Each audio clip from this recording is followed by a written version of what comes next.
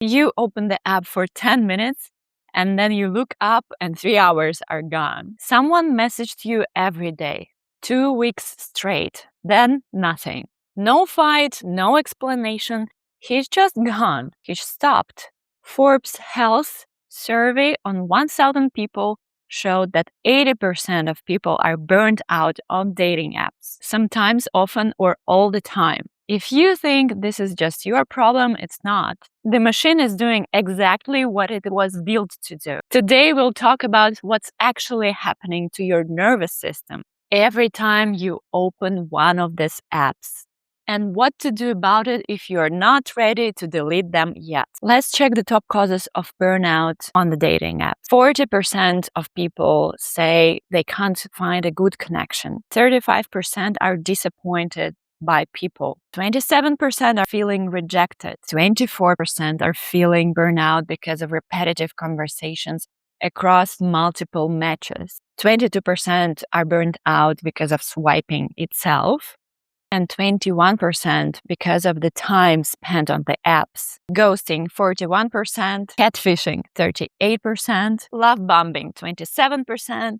gaslighting, 26%, cheating, 21%, abuse, racism, sexism, 18%. Let's talk about why we have this problem and how to solve it. First problem is that we have illusion of choice. You open the app, you see hundreds of faces, and it feels like your person should be in there somewhere. But let's look what we are actually scrolling past. Actually, there are people who come to look around, who collect a little bit of attention, and then are gone. So you think maybe next time, next person, and you keep scrolling. And that's exactly what this app needs from you. Second problem, the dating apps are just a dopamine trap.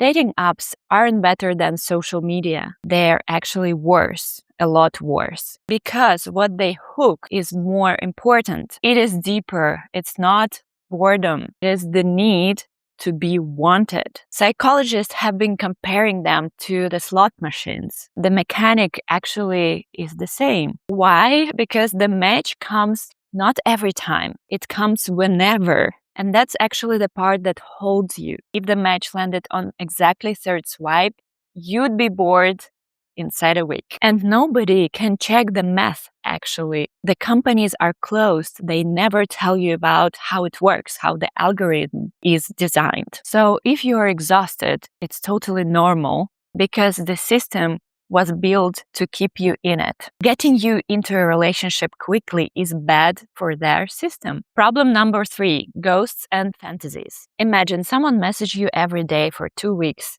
You already have a fantasy how she or he looks like, his voice, his humor, and you imagine how you will sit with him or with her during the date. And then silence. He or she just stops messaging. The survey says that people who get ghosted usually report grief, sadness, anxiety, self-worth taking a hit. There is no explanation, so your brain has nothing to close on. So it doesn't close. You run it for a week, for 2, asking yourself what you said wrong. The research made on 6,000 people says that 88% of people were disappointed of someone met on dating apps. Half of them called the whole experience negative. But there is worse than just a silence. For example, you message someone for weeks or months and then you never meet this person. I had more than 10,000 matches on Tinder several years ago, and I had just 3 real dates. Why does anyone stay on those apps then? Because every so often the success story lands. The friend's friend met her husband there, and you start to fantasize how you will be meeting your future husband. But let's do the math. The platform's own generous numbers, just from 10 to 26% of conversations actually go anywhere. And from there to actually long and serious relationships, it's a long way off. Among everyone who found their partner at all, only 1 out of 10 found them on dating apps. And that's across the entire history of those platforms. And that small percentage works exactly the way the casino works. Rare wins exist, so everybody else keeps pulling the lever. Delete everything? Not necessarily. If there's genuinely nowhere to find your person now, you live in a small town or you work till 9, then please use those apps, but be mindful about how you do it. Here is what I did and what I advise to my clients that have this problem. 1, you should lower your expectations before you open the app, not after. And that's not pessimism. Actually, what happens there goes nowhere in most of the times. And you already know that, so there's nothing to fall from. 2, when you close the app, don't run into your day straight away. Even if you were in there for 10 minutes, just slow down, breathe a bit, like for 2-3 minutes. Just come back to your body. Stay in touch with your feelings. Notice your breath. Feel your feet on the ground. Like this. Or you can use this breathing technique. Do it with me. Because you were actually in a fantasy, so you need to live it. Go to a real world. Number 3, when a date goes badly and someone disappears, let yourself feel it. Okay? Feel the grief, feel the sadness, and release it. There is a great practice for feeling grief. If you need it, I can send it to you because it's 10 minutes long and I cannot tell you what is inside in this video, but I will be sharing it with you if you message me on WhatsApp. Feeling ghosted or feeling bad after the worst date ever, you need to give yourself support. And another practice, the cup of kindness, is really helping in this situation. When I was dating myself and choosing my partner, I was doing this cup of kindness meditation every time I felt grief and sadness. First, sadness meditation, the grief meditation I was talking about, and the cup of kindness after. So it took like 20 minutes, but I felt supported. I felt self-esteem is not ruined, and I felt like I'm okay again and not burnt out emotionally after this crazy experience with dating apps. The cup of kindness I will share with you in the comment description where you can get it, okay? If you are not ready to do the practices, the mindfulness, cognitive behavioral practices I teach, just name the feeling. That will be your first step to mindful digestion of your feelings. Just name it and observe it. For example, anxiety or sadness. You naming it and you observing it. I have all those practices, the practice of accepting the feelings, the cup of kindness, the sadness meditation, all in my WhatsApp group.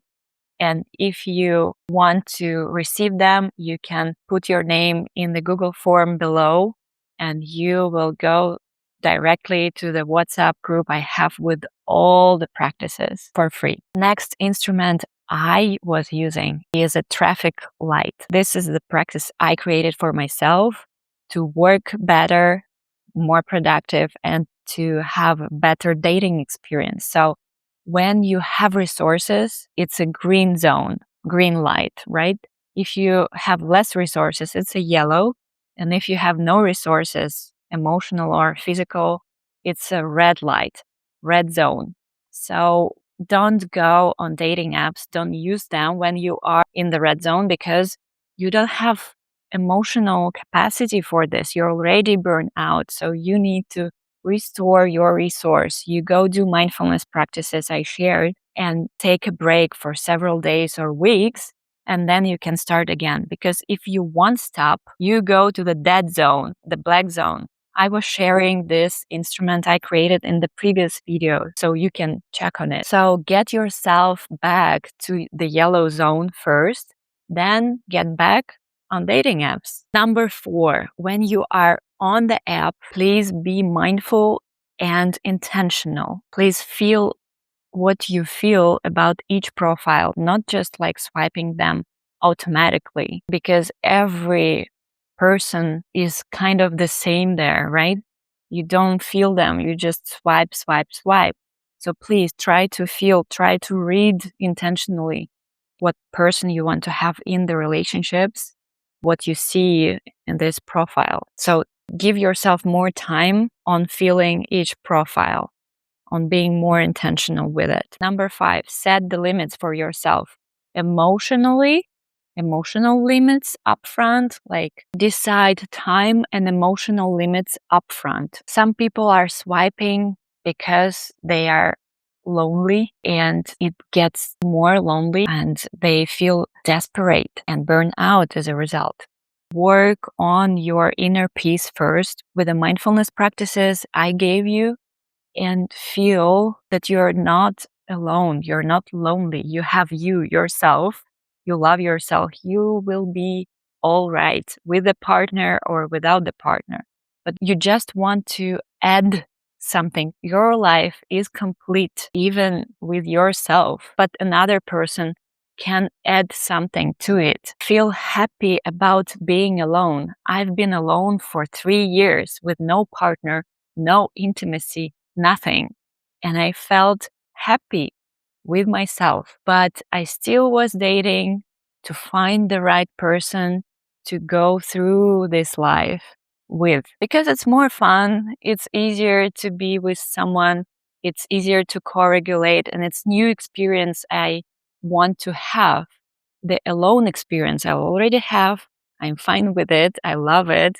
I love spending time with myself, but I wanted to experience some time together with a like-minded person who has the same values, the same goals as me. So if you swipe because of habit, like you scroll social media, please put the timer on your scrolling, because the survey shows that people spend about 1 hour a day on dating apps. My recommendation is to spend 10 up to 15 minutes a day, and then do the mindfulness practice or just grounding. And that's all. Don't do more than 15 minutes, please, because your mind is overwhelmed. Your nervous system is overwhelmed because of a lot of information you got in those 15 minutes.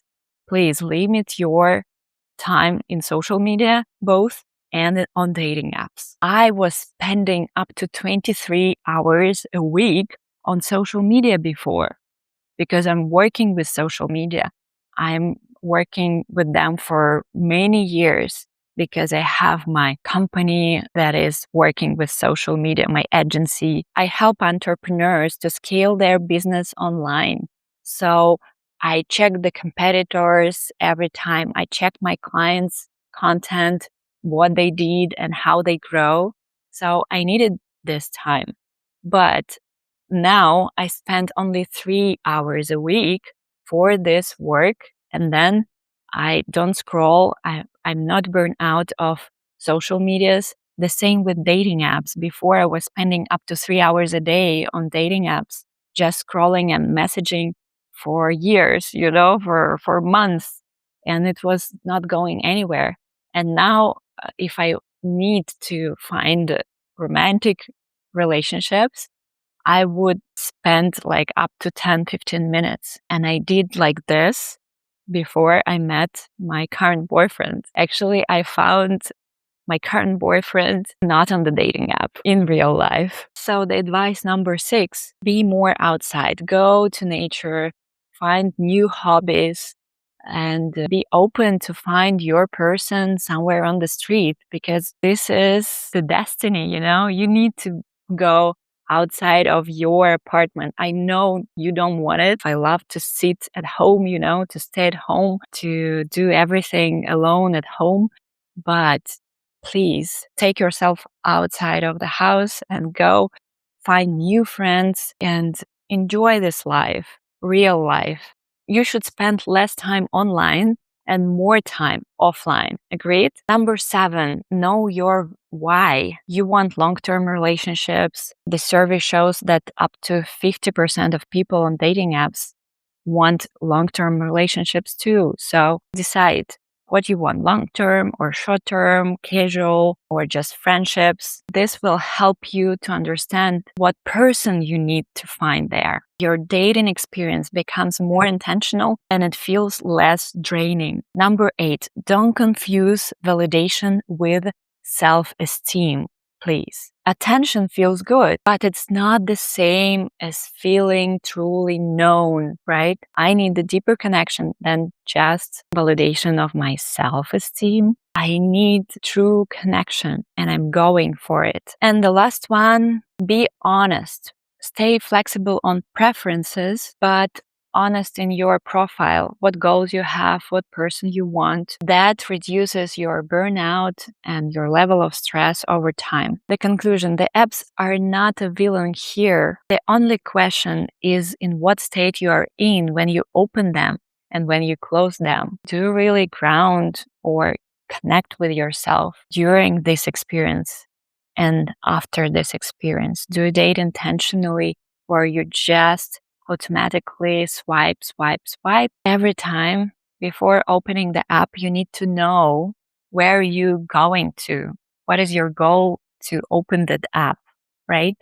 And what you're looking for. And after you're closing the app, you need to feel yourself and connect to yourself, connect with the feelings you had during this experience. And the full practice I mentioned about the cup of kindness and other ones are free in my WhatsApp group. It's what I used myself when I had a bad date or a rough experience on the dating apps. Thank you for your time, and I wish you to find your true love, your partner for life, or what you're looking for on those dating apps or in real life. Hugs.